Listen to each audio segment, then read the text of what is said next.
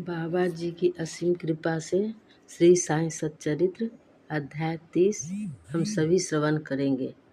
शिरडी को खींचे गए भक्त वर्णी के काका वैद्य, खुशाल चंद, बम्बई के रामलाल पंजाबी। इस अध्याय में बतलाया गया है कि 3 अन्य भक्त किस प्रकार शिरडी की ओर खींचे गए। प्राकथन: जो बिना किसी कारण भक्तों पर स्नेह करने वाले दया के सागर हैं तथा निर्गुण होकर भी भक्तों के प्रेमवश ही जिन्होंने स्वेच्छापूर्वक मानव शरीर धारण किया, जो ऐसे भक्त वत्सल हैं कि जिनके दर्शन मात्र से ही भवसागर के भय और समस्त कष्ट दूर हो जाते हैं, ऐसे श्री साईनाथ महाराज को हम नमन करें। भक्तों को आत्मदर्शन कराना ही संतों का प्रधान कार्य है। श्री साईं जो संत शिरोमणि हैं, उनका तो मुख्य ध्येय ही यही है। जो उनके श्री चरणों की शरण में जाते हैं, उनके समस्त पाप नष्ट होकर निश्चित ही दिन प्रतिदिन प्रगति करते हैं। उनके श्री चरणों का स्मरण कर पवित्र स्थानों से भक्तगण शिरडी आते और उनके समीप बैठकर श्लोक पढ़कर गायत्री मंत्र का जाप किया करते थे।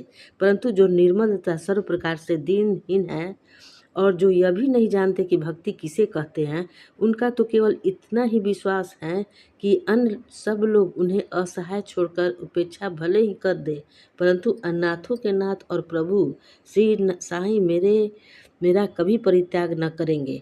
जिन पर वे कृपा करें, उन्हें प्रचंड शक्ति नित्य अनित्य में विवेक तथा ज्ञान सहज ही प्राप्त हो जाता है। वे अपने भक्तों की इच्छाएं जानकर उन्हें पूर्ण किया करते हैं, इसलिए भक्तों को मनोवांछित फल की प्राप्ति हो जाया करती है और वे सदा कृतज्ञ बने रहते हैं।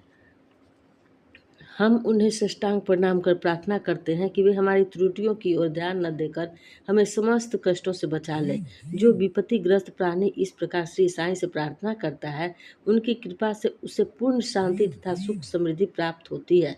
श्री हेमाडपंत कहते हैं कि हे मेरे साईं, तुम तो दया के सागर हो। यह तो तुम्हारी ही दया का फल है जो आज यह साईं सच्चरित्र भक्तों के समक्ष प्रस्तुत है। अन्यथा मुझ में इतनी योग्यता कहाँ जो ऐसा कठिन कार्य करने को दुशासन भी कर सकता है। जब पूर्ण उत्तरदायित्व साईं ने अपने ऊपर ही ले लिया, तो हेमाडपंत को तिल मात्र भी भार प्रतीत न हुआ और न ही इसकी उन्हें चिंता ही हुई।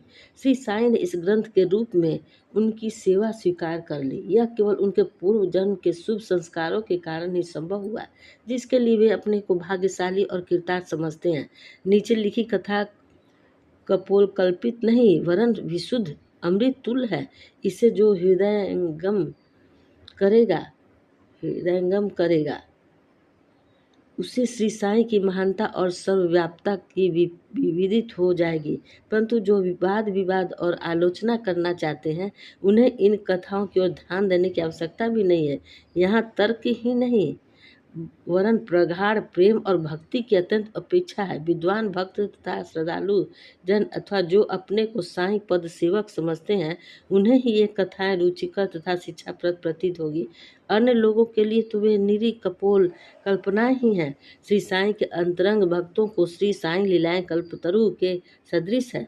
श्री साईं लीला रूपी अमृतपान करने से अज्ञानी जीवों को ज्ञान, गृहस्थमियों को संतोष तथा मुमुक्षुओं को एक उच्च साधन प्राप्त होता है। अब हम इस अध्याय की मूल कथा पर आते हैं।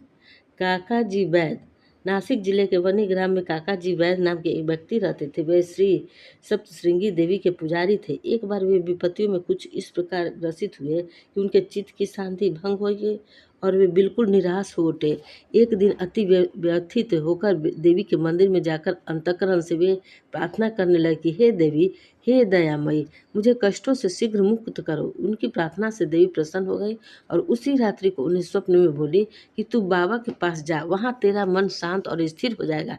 बाबा के परिचय जानने को काका जी बड़े उत्सुक थे, परंतु देवी से प्रश्न करने के पूर्व ही उनकी निद्रा भंग हो गई। वे सोचने लगे कि ऐसे ये कौन से बाबा हैं जिनकी ओर देवी ने मुझे संकेत किया है। कुछ देर सोचने के पश्चात वे इस निष्कर्ष पर पहुंचे कि संभव है कि वे त्र्यंबकेश्वर बाबा शिव ही हो। इसलिए वे पवित्र तीर्थ त्र्यंब नासिक गए और वहां 10 दिन व्यतीत किए। वे प्रातःकाल उठकर स्नानादि से निर्वित हो रुद्र मंत्र का जाप कर साथ ही साथ अभिषेक व अन्य धार्मिक कृत्य भी करने लगे, परंतु उनका मन पूर्वतः ही अशांत बना रहा। तब फिर अपने घर लौटकर वे अति करुण स्वर में देवी की प्रार्थना करने लगे। उसी रात्रि में देवी ने उन्हें पुनः स्वप्न में दर्शन देकर कहा कि तू व्यर्थ ही त्रयंबकेश्वर क्यों गया? बाबा से तो मेरा अभिप्राय था कि शिरडी के श्री साईं समर्थ। अब काका जी के समक्ष मुख्य प्रश्न यह उपस्थित हो गया कि वे कैसे और कब शिरडी जाकर बाबा के श्री दर्शन का लाभ उठाए।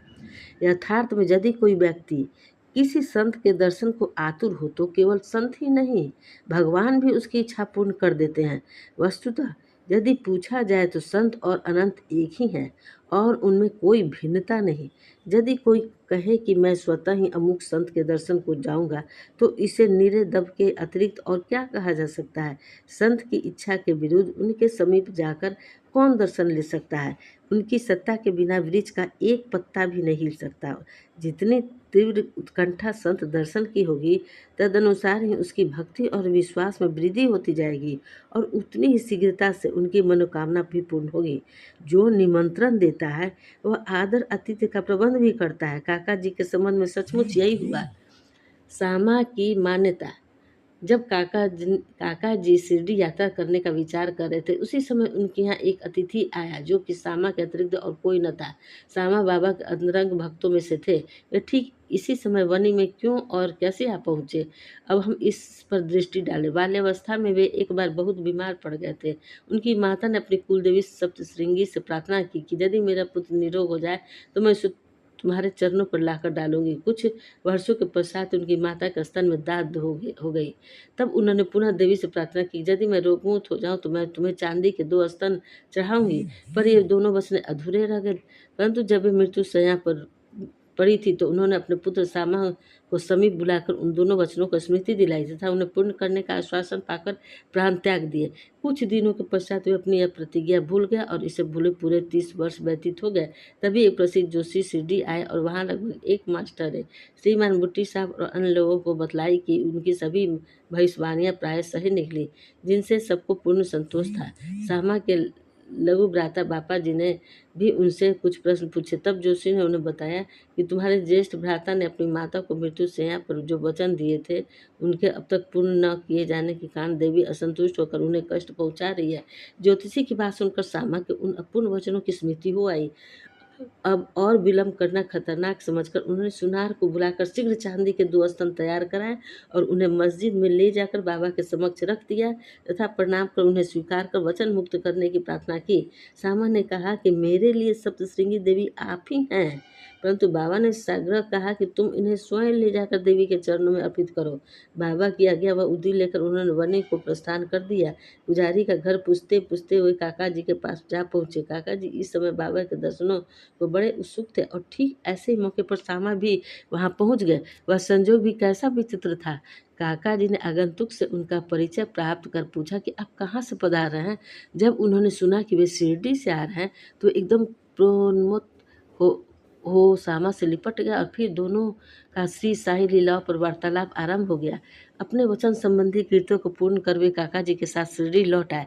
काका मस्जिद पहुंचकर बाबा के श्री चरणों से जा लिपटे। उनके नेत्रों से प्रेमाश्रुओं की धारा बहने लगी और उनका चित्र शांत स्थिर हो गया। देवी के दृष्टांतानुसार जैसे ही उन्होंने बाबा के दर्शन किए उनके मन की अशांति तुरंत नष्ट हो गई और वे परम शांति का अनुभव करने लगे। वे विचार करने लगे कि कैसी अद्भुत शक्ति है कि बिना कोई भाषण या प्रश्नोत्तर किए अथवा आशीष पाए दर्शन मात्र से ही अपार प्रसन्नता हो रही है। सचमुच में दर्शन का महत्व तो इसे ही कहते हैं। उनके त्रिशित नेत्र साईं चरणों पर स्थित हो गए और वे अपनी जीहा से एक शब्द भी न बोल सके। बाबा की अन्य लीलाएं सुनकर उन्हें अपार आनंद हुआ और वे पूर्णतः बाबा के शरणागत हो गए। सब चिंताओं और कष्टों को भूलकर वे परम आनंदित हुए। उन्होंने वहां सुखपूर्वक 12 दिन व्यतीत किए और फिर बाबा की आज्ञा आशीर्वाद तथा उद्दी प्राप्त कर अपने घर लौट गए। खुशाल चंद राहता निवासी ऐसा कहते हैं कि प्रातः बेला में जो स्वप्न आता है वह बहुधा जागृतावस्था में सत्य निकलता है। ठीक है, ऐसा ही होता होगा, परंतु बाबा के संबंध में समय का ऐसा कोई प्रतिबंध नहीं था। ऐसा ही एक उदाहरण प्रस्तुत है। बाबा ने एक दिन तृतीय पहर काका साहब को तांगा लेकर राहता से खुशहाल चंद को लाने के लिए भेजा, क्योंकि खुशहाल चंद से उनकी कई दिनों से भेंट न हुई थी। राहता पहुंचकर काका साहब ने संदेश उन्हें सुना दिया। यह संदेश सुनकर उन्हें महान आश्चर्य हुआ और वे कहने लगे कि दोपहर के भोजन के उपरांत थोड़ी देर मुझे झपकी आ गई थी। तभी बाबा स्वप्न में और मुझे शीघ्र ही शिरडी आने को कहा, परंतु घोड़े का उचित प्रबंध न हो सकने के कारण मैंने अपने पुत्र को यह सूचना देने के लिए उनके पास भेजा था। जब वह गांव की सीमा तक ही पहुंचा था, तभी आप सामने से तांगे में आते दिखे। वे दोनों तांगे में बैठकर शिरडी पहुंचे तथा बाबा से भेंट कर उन्हें बड़ी प्रसन्नता हुई। बाबा की यह लीला देख खुशाचंद गदगद हो गए। बाबा के रामलाल पंजाबी। बम्बई के एक पंजाबी ब्राह्मण श्री रामलाल को बाबा ने स्वप्न में एक महंत के वेश में दर्शन देकर शिरडी आने को कहा। उन्हें नाम ग्राम कुछ भी पता न चल रहा था। उनको श्री दर्शन करने की तीव्र उत्कंठा तो थी, परंतु पता ठिकाना ज्ञात न होने के कारण बड़े असमंजस में पड़े हुए थे। जो आमंत्रण देता वही आने का प्रबंध भी करता है, और अंत में हुआ भी वैसा ही। उसी दिन संध्या समय जब सड़क पर टहल रहे थे, तो उन्होंने एक दुकान पर बाबा का चित्र टंगा दिखाई दिया। स्वप्न में उन्हें जिस आकृति वाले महंत को दर्शन हुए, वे इस चित्र के सदृश थे। पूछताछ करने पर उन्हें ज्ञात हुआ कि यह चित्र शिरडी के श्री साई समर्थ का है, और तब उन्होंने शीघ्र ही शिरडी प्रस्थान कर दिया तथा जीवन पर्यंत शिरडी में ही निवास किया। इस प्रकार बाबा ने अपने भक्तों को अपने दर्शन के लिए शिरडी में बुलाया और उनकी लौकिक तथा परलौकिक समस्त इच्छाएं पूर्ण की। श्री सद्गुरु साईनाथार्पणमस्तु। शुभवतु। अध्याय 30 समाप्त हुआ। जय साई राम।